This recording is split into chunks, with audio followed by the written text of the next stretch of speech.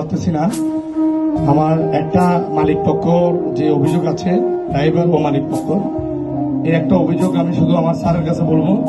আমাদের আন্তঃজেলার মালামাল সংস্থার যিনি vice chairman Zafrullah Chowdhury sir, উনি আমার কথাটা মনে, ইদানিং আমরা এই ড্রাইভারদের যেটা একটা অভিযোগ পাচ্ছি, আমাদের মিনি ক্যাবার ভ্যান আপনারা জানেন রপ্তানিকারকের সবচাইতে গুরুত্বপূর্ণ মালামালগুলো চট্টগ্রাম বন্দর থেকে বিভিন্ন ফ্যাক্টরিতে নিয়ে যায়।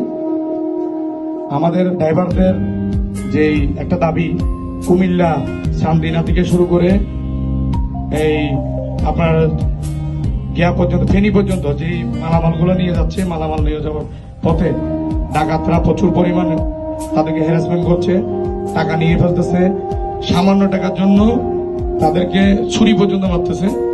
তো এগুলাকে নিয়ে যদি এখানে স্যার আছে, আমাদের ফারুক ভাই আছে, এনারা যদি সবাই মিলে যদি একটু ভালো করে আরেকটু যদি প্রদর্শনের প্রতি যদি আহ্বান করেন বা প্রেশার করেন, অন্তত আমরা ড্রাইভার যারা আছি আমরা থাকবে।